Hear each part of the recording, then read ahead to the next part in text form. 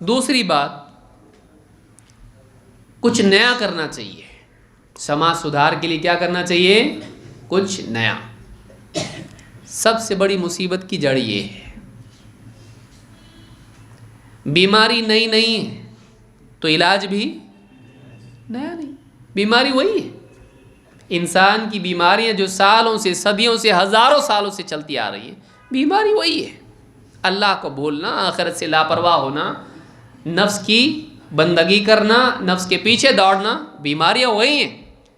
علاج وہی ہوگا جو نبی لے کر آئے. نیا فارمولا نہیں، نیا فارمولا نہیں. امام مالک رحمۃ اللہ علیہ کا جملہ آپ کو یاد رکھنا چاہیے.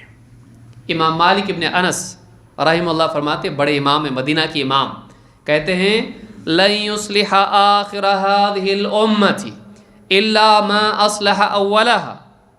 اس امت کے بعد کے ہر دور میں جو بھی طبقہ ہوگا، جو بھی سماج ہوگا، اس کو وہی چیز سدھارے گی جس نے پہلے کو سدھارا.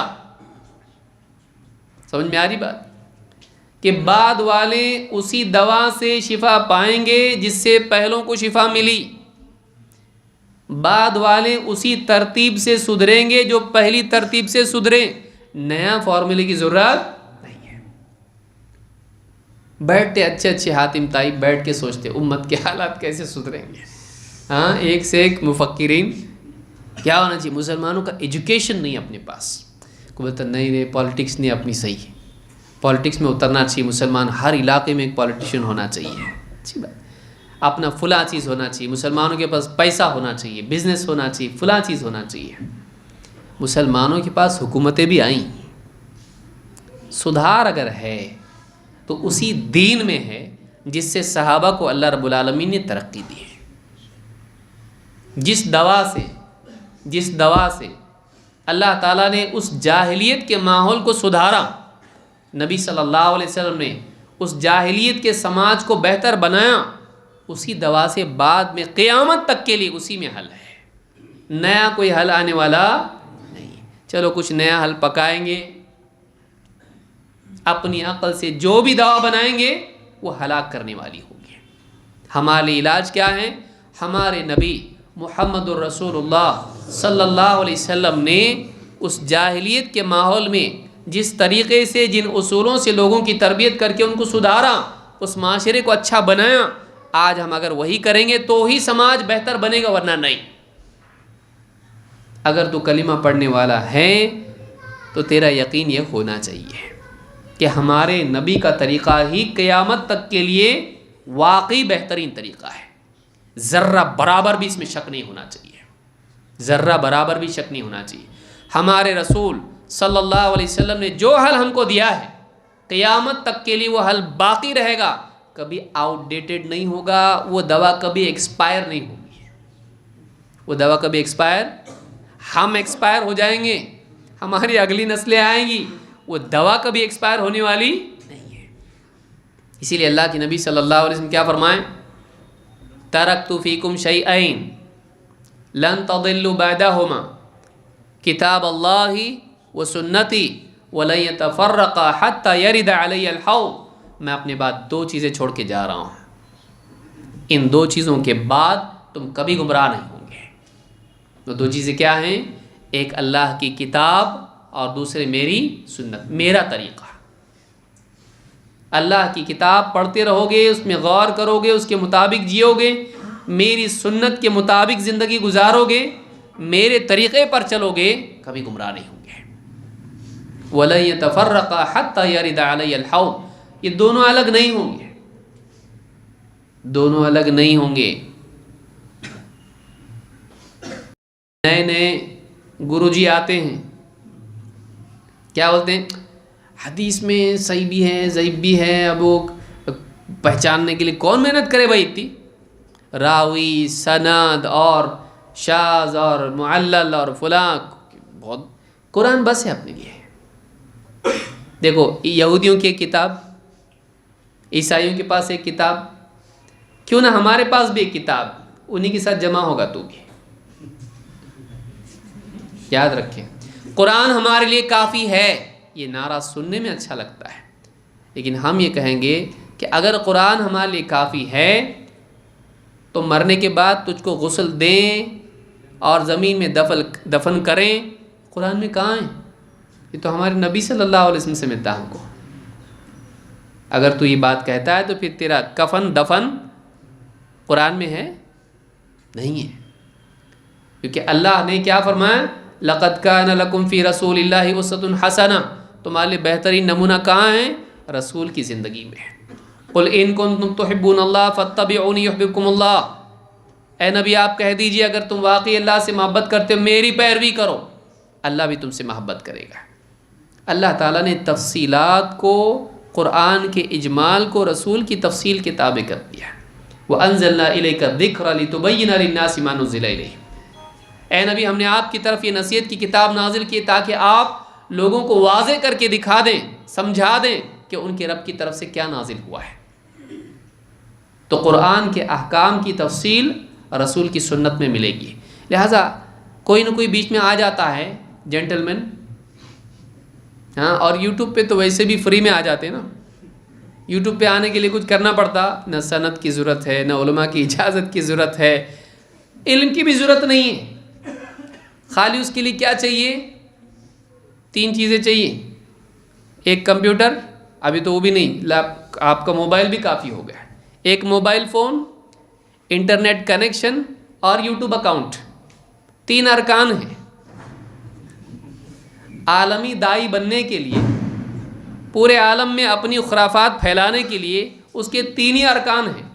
نمبر 1 کیا ہونا چاہیے؟ موبائل فون، دوسرا آپ لوگوں کو بھی معلوم ہے انٹرنیٹ کنیکشن، وہ بھی آپ دیکھیے کیا ہے، مطلب ایک دن میں، ایک زمانے میں ہم لوگ مہینے بھر میں 1 GB بھی بولتے ہو، 1 GB ہے یہ، اب 1.5 GB روزانہ مل رہا۔ کیسے قوم گمراہ نہیں ہوگی؟ کیسے قوم گمراہ نہیں ہوگی؟ انٹرنیٹ کنیکشن، موبائل فون، اور تیسرا یوٹیوب اکاؤنٹ، ہر آدمی اپلوڈ کر سکتا ہے، اور آدمی پھر اس پہ آ کے کیا بولتا ہے؟ یہ حدیث صحیح نہیں ہے، کیوں؟ عقل میں نہیں آتی، یا سرے سے حدیث ہی ہم کو نہیں چاہیے، قرآن ہمارے لیے کافی ہے۔ حل وہی ہے جو نبی صلی اللہ علیہ وسلم دے کر گئے ہیں۔ میرے بعد 2 چیزیں چھوڑ کے جا رہا ہوں سولوشن کے طور پر تمہاری رہنمائی کے لیے، کیا ہے وہ؟ کتاب قرآن اور سنت، دونوں کو پکڑ کے چلنا پڑے گا، ایک نہیں۔ وَلَن يَتَفَرَّقَا حَتَّى يَرِدَ عَلَيَّ الْحَوْض، یہ دونوں چیزیں الگ نہیں ہوں گی یہاں تک کہ حوض کوثر پر مجھ سے ملاقات ہو۔ یعنی قیامت تک قرآن بھی لازم ہے اور سنت بھی لازم ہے۔ ایسا نہیں ہوگا بعد کے زمانے میں اب سنت کی ضرورت نہیں رہی، اب قرآن بس ہو گیا۔ آدمی کیسا کرتا؟ کوئی بولتا میں آپ کو چھوڑتا ہوں ان کے گھر تک، جاتا یہاں سے معلوم ہے، بولتا اب جاؤ تو۔ ایسا کبھی ہونے والا نہیں کہ تجھ کو بولنا پڑے اب تمہاری ضرورت نہیں سنت کی، اب میں جا سکتا آگے، ایسا کبھی ہونے والا نہیں ہے۔ تم کو اینڈ تک قرآن کی اور سنت کی ضرورت پڑنے والی ہے، قیامت تک۔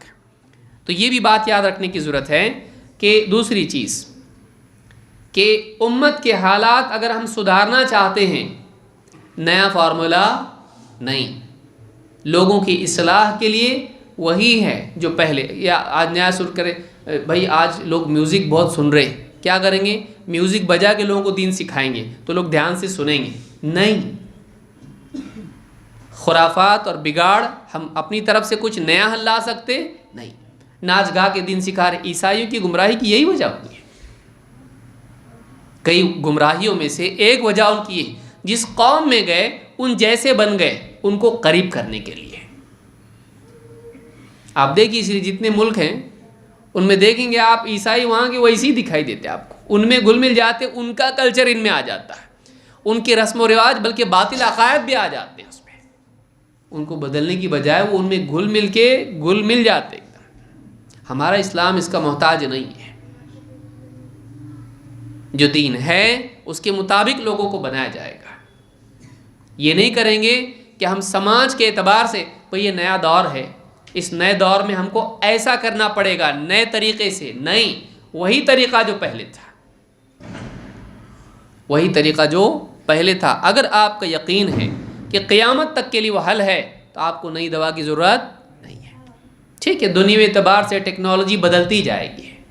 بھائی کل کو ہم لوگ گھوڑے پہ اونٹ پہ سفر کرتے تھے، آج بھی ہم اونٹ پہ سفر کرنا کیا؟ اونٹ دین نہیں ہے. اونٹ، گھوڑا، گدھا یہ دین ہے؟ نہیں، یہ سواری ہے. اللہ نے تیرے لیے پیدا کیا ہے، لیکن صرف اتنا ہی نہیں ہے. وَلَهُم مِّن مِّثْلِهِ مَا يَرْكَبُونَ، اللہ نے کہا ان کے لیے اور بھی سواریاں ان کی طرح جن پہ وہ سوار ہوں گے یا ہوتے ہیں. تو نیا دور آئے گا، نئی ٹیکنالوجی آئے گی، نیا دین اور نئے اصول نہیں آئیں گے. یاد رکھیے اس کا فرق. اہل بدعت اکثر اس میں کنفیوز ہوتے ہیں. میں دیکھو پہلے الگ تھا، ابھی الگ ہے، تو ابھی الگ، پہلے الگ ٹیکنالوجی تھی، آج الگ ٹیکنالوجی ہے. ٹیکنالوجی بدلے گی. کل ہم لوگ خط لکھتے تھے، آج ہم فون پہ بول سکتے ہیں، واٹس ایپ کر رہے ہیں، نہ جانے اور کتنے وسائل ہیں. ٹھیک ہے، ٹیکنالوجی بدلے گی، لیکن اصول زندگی کے بدلیں گے؟ اصول نہیں بدلیں گے، اصول وہی رہیں گے. پہلے غسل دے کے کفن تھا، آج کیا کریں گے؟ کفن پہنا کے غسل دیں گے؟ اصول وہی رہیں گے، قانون وہی رہے گا، دین وہی رہے گا. دین نہیں بدلے گا. سماج کی اصلاح کے لیے اصول نہیں بدلیں گے. وہی اصول جو پیارے رسول صلی اللہ علیہ وسلم نے اس وقت اپنایا، آج بھی وہی اپلیکیبل ہے، بلکہ اس کے علاوہ میں مصیبت ہے.